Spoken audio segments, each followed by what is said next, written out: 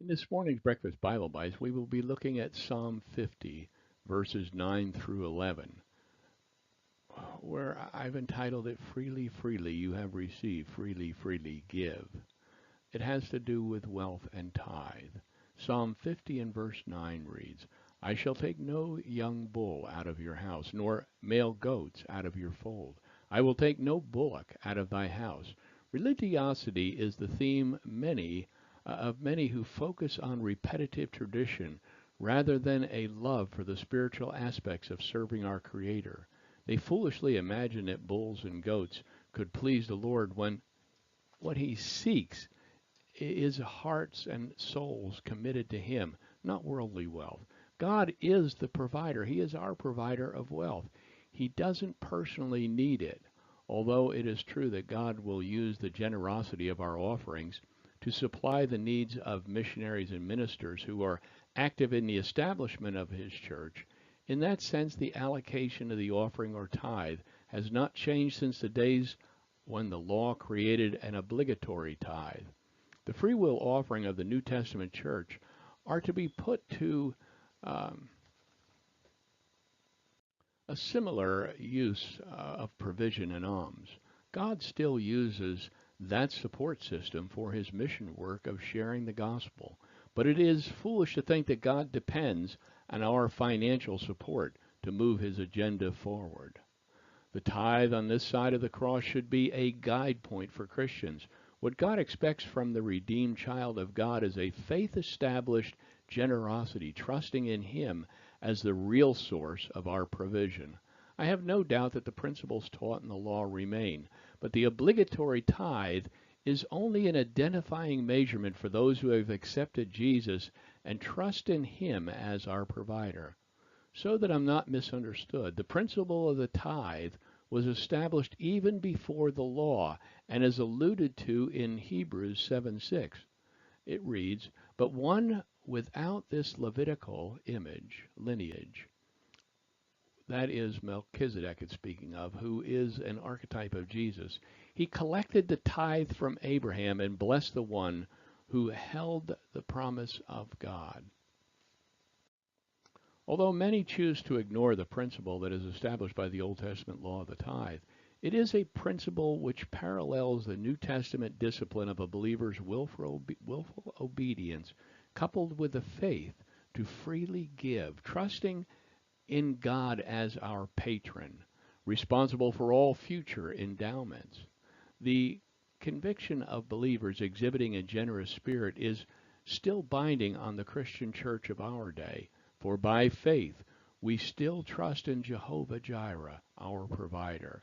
When trying to distinguish between the tithes and the offerings, it is important to first understand the concept of tithing. Christians today often think that what they give to their local church is an obligatory tithe, when in reality what the Father expects is a free will offering as a demonstration of our love and faith. The law of the tithe, apart from Jesus speaking to His disciples, who by the way were still under law, and the reference in the epistle to the Hebrews about Abraham, the word is not even used in terms of giving in the rest of the New Testament. What God expects is freely given by Christians today, and it is an offering from our God-given abundance. Freely giving is incorporated in both the epistles and the Psalms. We read in Psalm 112, verse 9, they, the righteous, share freely and give generously to those in need. Their good deeds will be remembered forever, and they will have influence and honor. And in 2 Corinthians 9:9, as the scriptures say, they share freely and give generously to the poor. Their good deeds will be remembered forever. Why are we to give freely?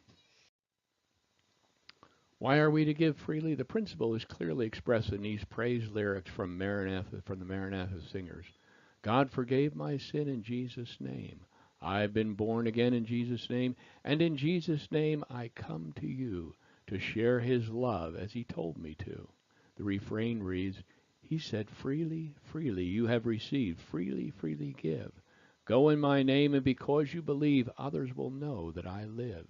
The sacrifice of the Old and the Old Testament tithe in all times are intended for our instruction and growth, lest we forget these words spoken of by Samuel to Saul, when King Saul treated the commands of God lightly. We read in 1 Samuel 15:22. Does the Lord delight in burnt offerings and sacrifices as much as he does in obeying the voice of the Lord? To obey is better than sacrifice, and to heed is better than the fat of rams. To drive home the point, God says that he will refuse any gift or offering that is brought with the false or dishonoring view that implies that, in fact, he needs it.